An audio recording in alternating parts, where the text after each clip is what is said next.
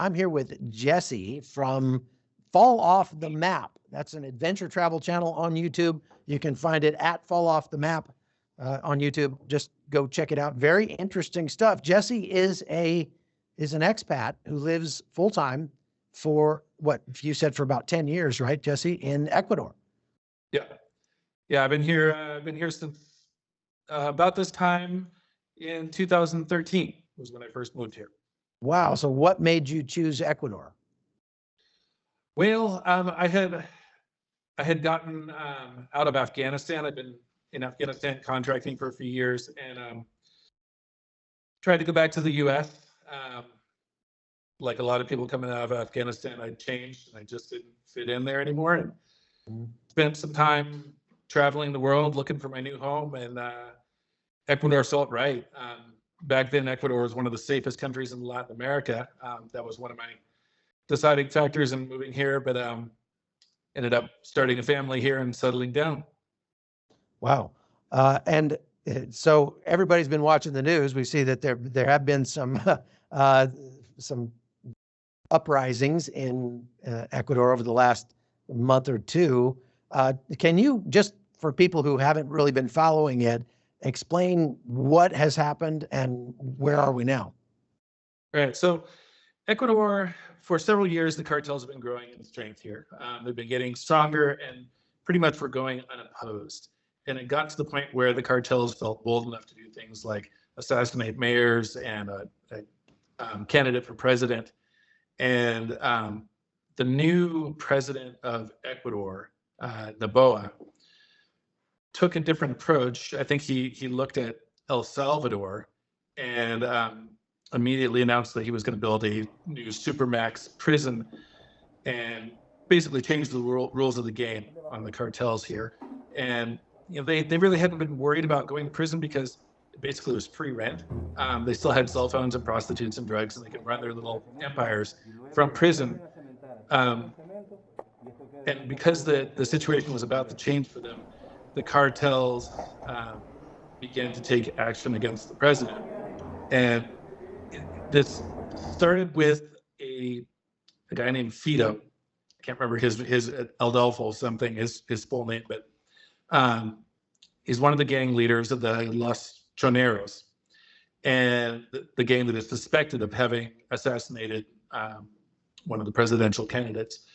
He escaped from prison the day before he was getting shipped off to this very different prison, and it triggered orchestrated prison riots throughout the country. Over 100 prison guards were taken prisoners. Several police officers were taken or kidnapped.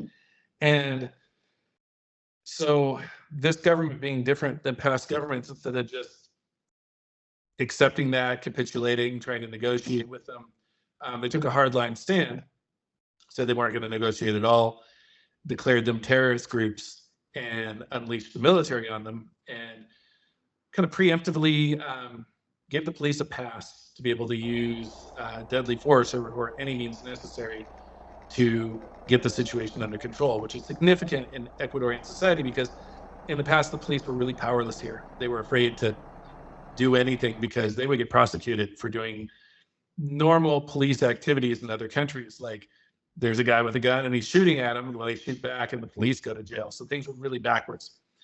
The new president was having none of it, and it very quickly escalated into what both sides declared was a war.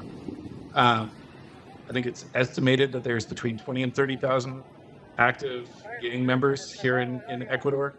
So it is like a small army.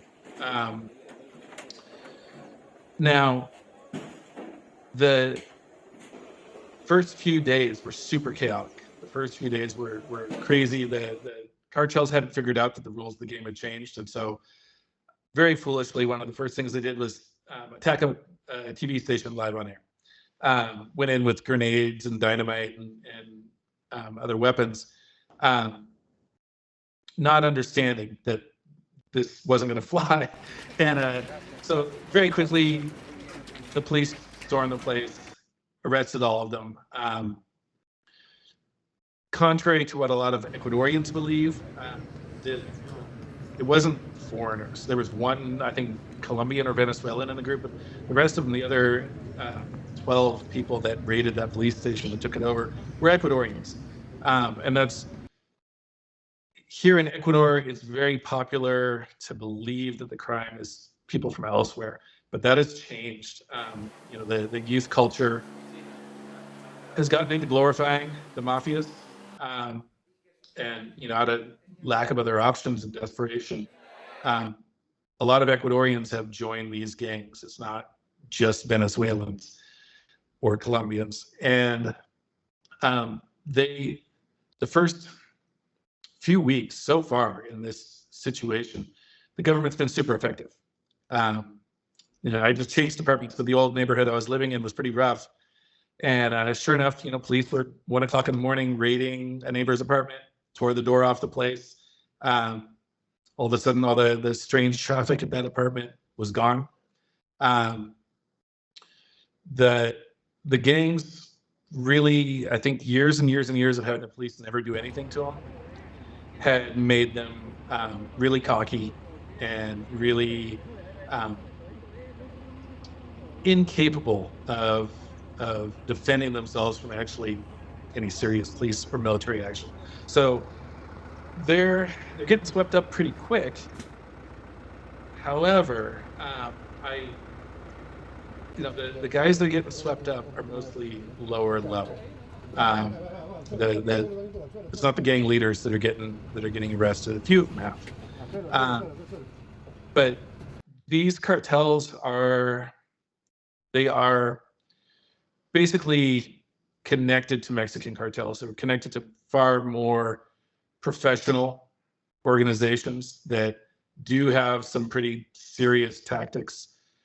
In my opinion, have learned from El Salvador. They watched what happened there and probably have a playbook for how to deal with this now. So they've been in retreat, and it has gotten safer. The murder rate has gone way down. Last year's murder rate, if you look up the statistics and try to, we don't have yet the official numbers for last year, but they're estimated to be twice what they were the year before. And I think it's about 8 times higher than it was back when I moved here. So the murder rate in Ecuador went from being one of the lowest in all of Latin America.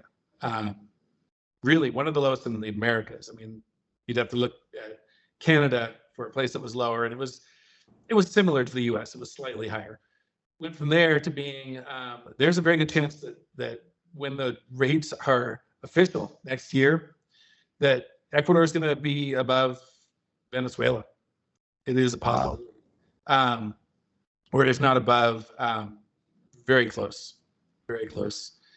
Now, for expats like me, it still doesn't feel super dangerous because the vast majority of the crime, the vast majority of the murder specifically is gang on gang. A lot of it within the prisons because the inmates ran the asylums in the prisons. So they had arsenals and they were having gang wars inside the prisons. But it has gotten more dangerous for expats here.